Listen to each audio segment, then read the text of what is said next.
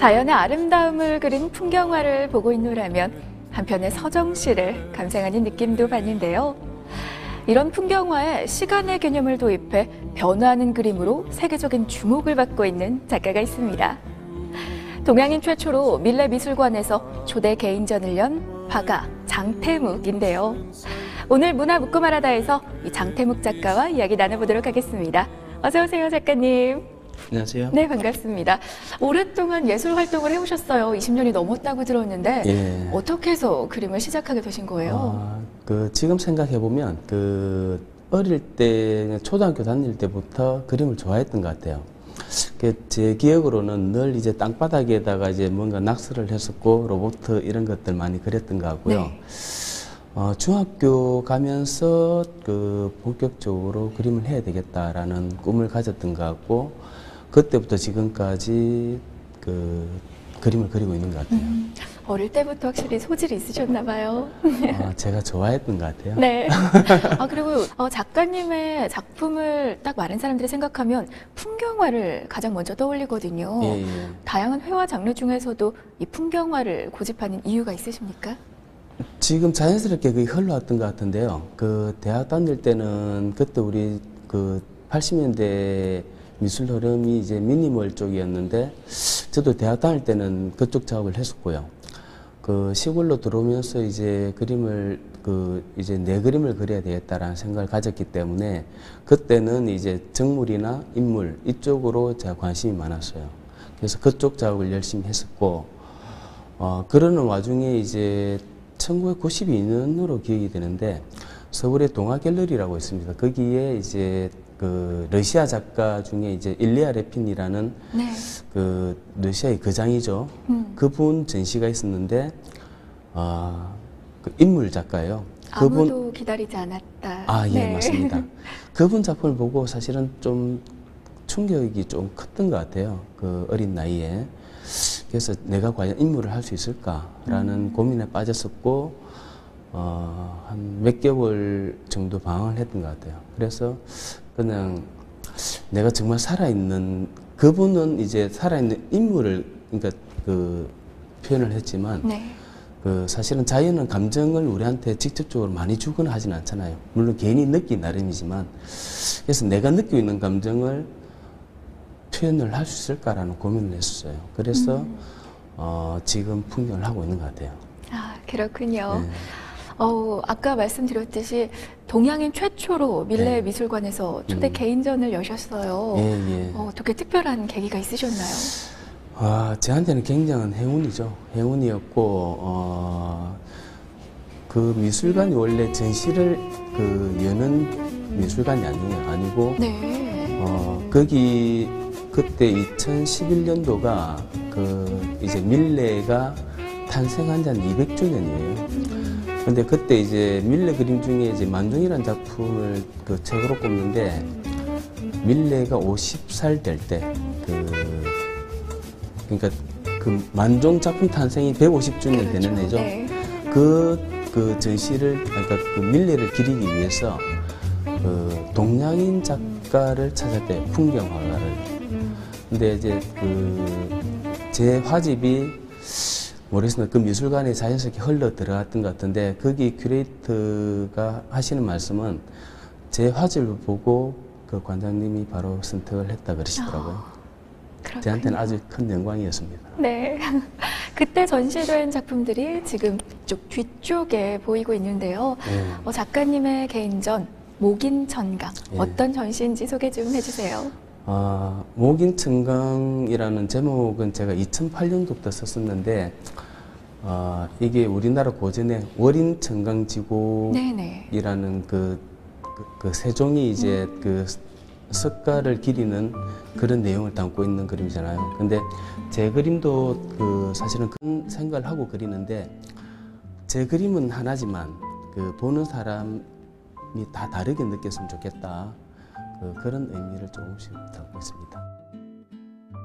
늘 이제 저는 새벽에 한 3시 정도에 일어나서 오전에 이 작업을 하는데, 그 이유가 이 잠이 깼을 때는 이제 몸도 가라앉아 있는 상태고 정신도 어떻게 보면 가장 이래 그 무의 상태라고 생각을 해요. 그때 내 자신이 내를 잘 못 느낄 때 그때 이제 작업을 거의 다 합니다.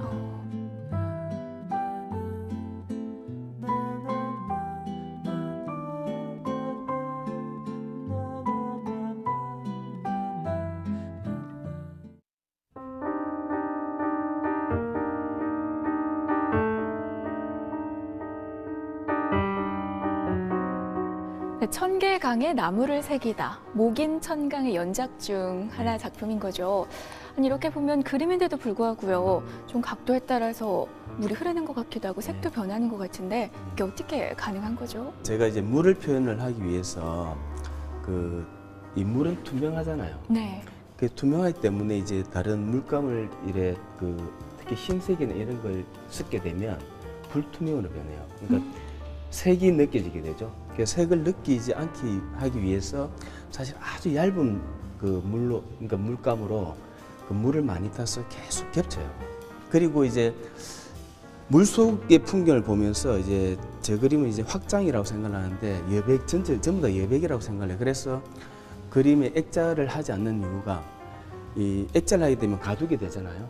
그래서 그 자연을 가둘 수는 없잖아요. 그래서 이제 액자도 없이 그리고 이 물속의 풍경을 보면서 위의 풍경을 상상을 할 수 있는 네. 그런 확장성을 가지고 이런 또 있어요. 여백에서 깊은 울림이 느껴지는 것 네. 같습니다.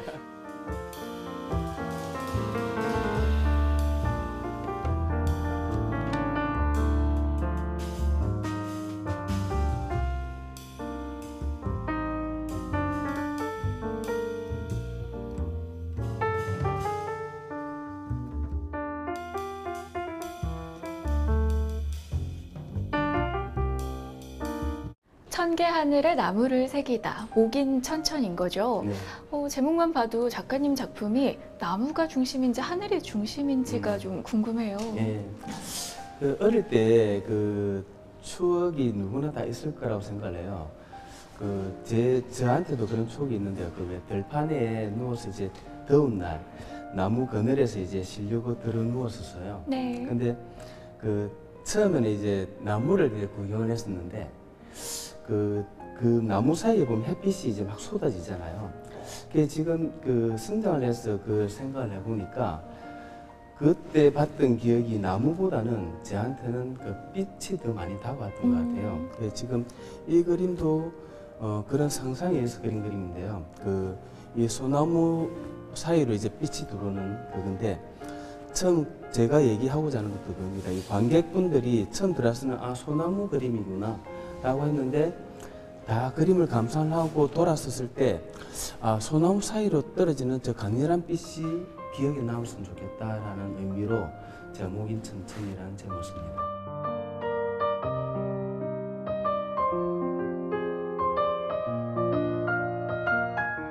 네, 이 작품도 목인천천인데 색감이 좀 옅네요.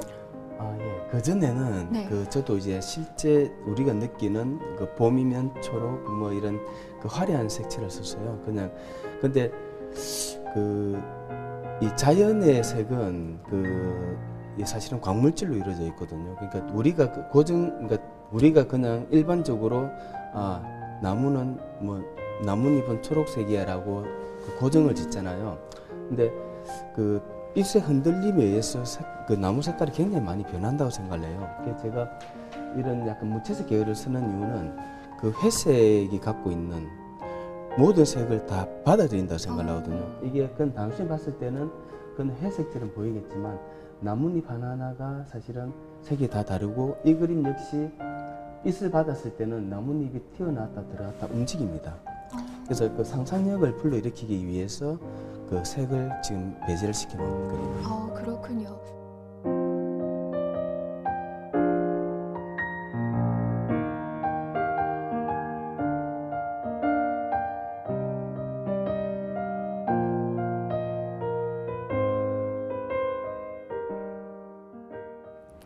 네, 이렇게 쭉 둘러봤습니다.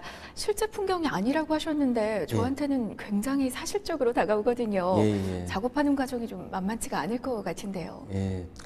그전에는 제가 정말 수십 년 동안 사진을 찍었던 것 같아요. 아름다운 풍경을 보면 이 어떤 감동을 받잖아요. 그래서 카메라라는 도구를 이용을 해서 그거를 다 가지려고 굉장히 열심히 카메라에다 담았어요. 근데 뭐 초창기에는 그걸 못 느꼈지만 세월이 흐르면서 좀 뭔가 가슴이 공허한 거예요. 나는 굉장히 아름다운 자연을 보고 그걸 카메라에 담았는데 카메라에 담았다라는 이유 하나만으로 그래서 그런지 모르지만 집에서 돌아와서 그 풍경을 상상을 하니까 내 가슴에는 없는 거예요. 그래서 지금은 카메라를 가지고 다니거나 그러진 않아요. 그냥 그 아름다운 자연이 있으면 거기 제가 멍하니 서 있는 것 같아요. 그냥 그걸 느끼려고. 예, 그래서 지금 제 그림도 보면 실제 존재하는 그림도 있지만은 그건 한 10%에서 20%에 불과하고 거의 다 이제 내가 상상의 그림을 그리는데 그 이유는 이때까지 많이 봤던 그림 중에 가장 내가 아름다웠던 그 찰나. 어쨌든 카메라도 담을 수 있겠지만 카메라가 담지 못하는 나만의 압축 방법으로 그냥 아름다운 그림을 그려야 되겠다라고 생각을 했어요. 이제는 그러니까 작가님의 마음속에 투영된 자연을 그리시는 거네요. 네. 이처럼 자연은 또 작가님에게 그만큼 특별한 의미가 있을 것 같아요. 풍경화, 어떤 의미를 갖고 있습니까? 그런 것 같아요. 제가 지금 살고 있는 곳도 시골 전원이에요. 늘 눈만 뜨면 이제 산과 나무와 물을 보게 되는데 그게 이제 제 삶이 그렇듯이 제 그림도 하나의 삶이라고 생각을 하거든요. 내가 늘 보고 느꼈던 것들이 자연스럽게 내가 표현을 하고 있지 않나라고 생각을 해요. 그게 그림을 그리는 이유인 것 같고 내가 풍경을 그리는 이유인 것 같아요. 네, 그렇군요. 네. 이번 전시가 또 고향에서 여는 전시라 의미가 남다르실 것 같은데요. 작품을 보러 오실 분들께 한 말씀 해주시죠. 예, 제가 몇 년 전인데 제가 어느 그러니까 제 그림을 감상하러 오신 분한테 네. 제가 큰 감동을 받았어요. 그분이 제 그림을 다들 보고 너무너무 감사하대요. 왜 그러십니까 했더니 우리가 살면서 하늘을 한번 쳐다보기도 힘들었다. 그러니까 내가 하늘을 언제 봤지? 그런데 이 물 속에 물을 본 기억도 잘 안 나지만은 물 속에 이렇게 아름다운 풍경이 존재하고 있구나라고 느꼈대요. 그래서 제 그림을 보고 난 뒤에 그분이 물 속을 그렇게 많이 쳐다봤대요. 근데 또 다른 세상을 선사해 줬다고 그래서 굉장히 감사하다는 말씀을 들었을 때 오히려 제가 굉장히 감사했었어요. 그러셨군요. 네. 네. 앞으로의 활동 계획도 좀 알려주세요. 저는 뭐 특별한 계획이라기보다도 그건 하루하루가 제 계획이라고 생각하는데 물론 이제 사람 항상 꿈은 뭐 크게 꾸잖아요. 근데 그 꿈이 이제 이루어지든 안 이루어지든 중요한 것이 아니라 제가 오늘 하루하루 사는 이 자체가 네. 내일의 큰 꿈이 된다고 생각을 해요. 그래서 하루도 빠지지 않고 작업을 하려고 노력을 하고 또 자연을 느끼려고 노력을 해요. 그러시군요. 네, 지속적인 탐구와 또 창의적인 시도로 앞으로도 쭉 왕성한 활동 정말 기대하겠습니다. 네. 오늘 귀한 시간 내주셔서 고맙습니다. 네, 감사합니다. 네, 장태묵 작가의 작품을 보고 있노라면 따뜻한 위로를 건네받는 것 같은데요. 자, 이 전시가 5월 7일까지 계속 이어집니다. 목잉천강전, 여러분도 직접 오셔서 이 따뜻한 감동을 받으시기를 바라겠습니다. 오늘 부산문화 여기서 인사드리죠. 편안한 밤 보내세요. 여러분 고맙습니다.